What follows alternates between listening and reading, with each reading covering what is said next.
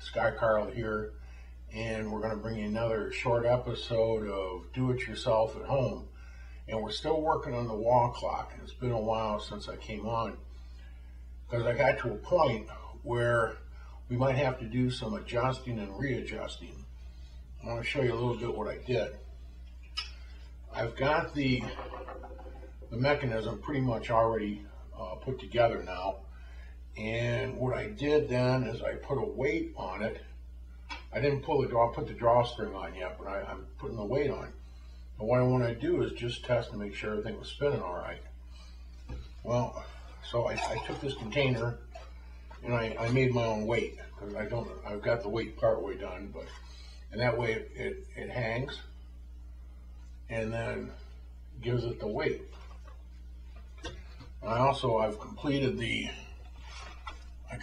pendulum with the bob. Here's the bob for it. And it slips on the bottom here, like this.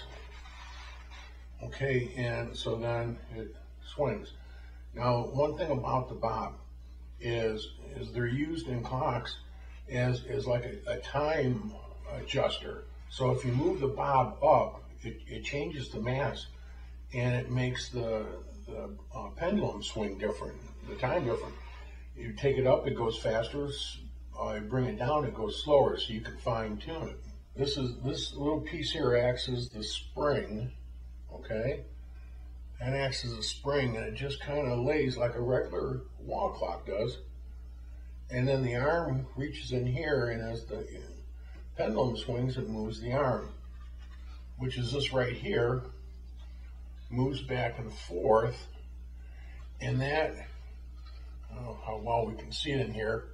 Here is the escapement gear, and that's what regulates the time. It hits and lets go, hits and lets go. Here's one thing that I did that if you're working on this or you're going to work on this, you want to think about, because I have to do some readjusting now. This wasn't just let's put it together, put it out there, and everybody clap your hands, because it isn't. It didn't work that way. In the plans, it calls for two different types of axles for the wheels. The first kind of axle is like take a paper clip, smooth it out, straighten it out, make sure it's really accurate and straight, and use that for like the main axles.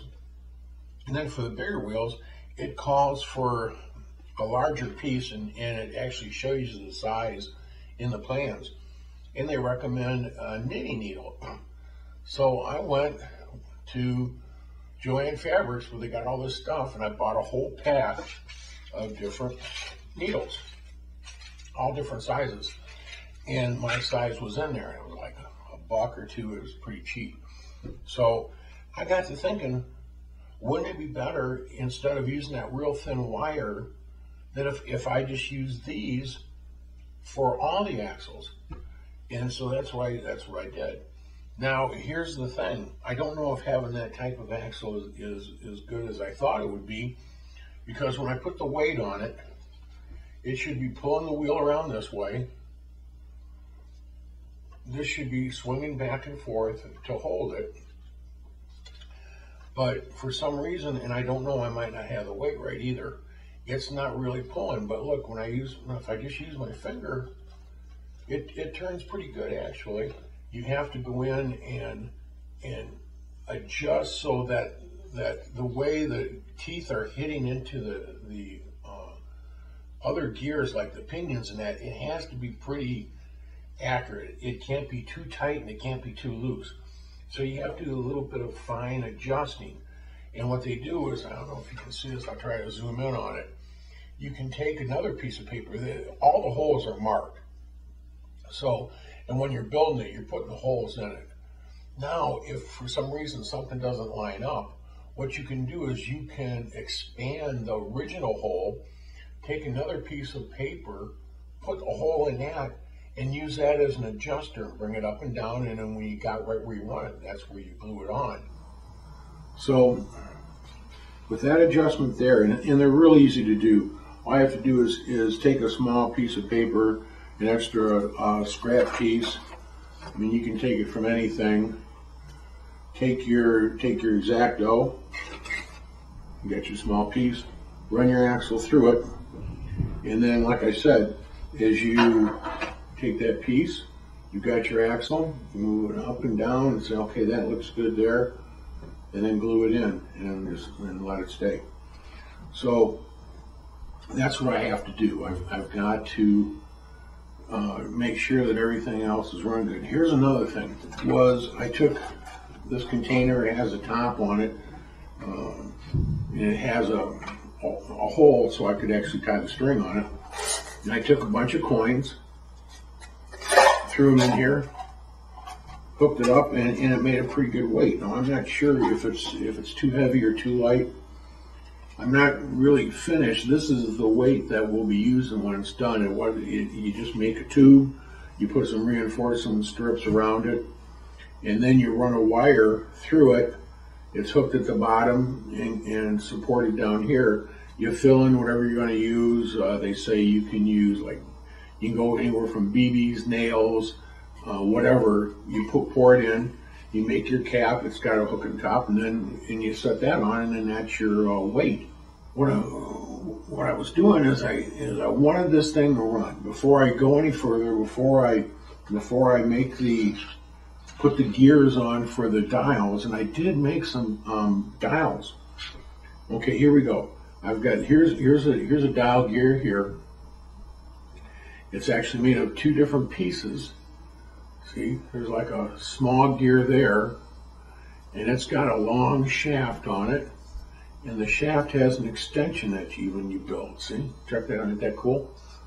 That goes in there, and then you have your outer gear, and it's got this part here is for another dial. This should be for the hour dial, and the smaller one should be for the minute.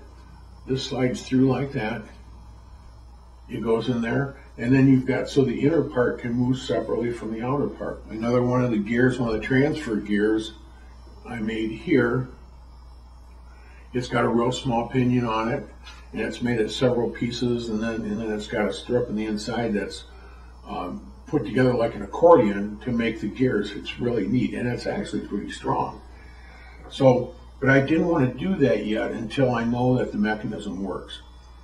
So what I want to do is I want to work on it a bit, fine tune it, make sure that we've got it hanging on the wall, and that the pendulum will run the mechanism. Once I've got that, then I can start adding the gears for the dials. Once we get that together, we make sure that's fine tuned and run. We make the case, we make the face, and we should be pretty close to being done. One other thing I wanted to mention real quick, here is the wall mount, okay? What happens is this is put on the wall up here, and then see the clock, it has supports in the back, and this holds it away from the wall so that the pendulum has an area to swing. So this is on the wall, you take your clock and you slide it in like that, and it hangs like that. So you can take the clock off the wall and put it back on. It works really well. One thing I found, and I don't know if I had too much weight in my little weight deal that I made, because it had a tendency, it wanted to kind of like hang down a bit. It wasn't as supportive as I thought it would be. So one or two things, I might have to put another piece on the back here to make this a little bit stronger so it can't bend. And then, like I said, I want to make sure I've got the weights right, because that's seems to be very important. So I'm going to work on that this week, and hopefully when we come back next time, I'll be able to have the clock on the wall working with the pendulum. Now the dials won't be on it yet, but at least we'll be able to see how the escapement works, the pendulum swings, and the whole shot. So that's all I've got for right now. I want to thank everybody for watching.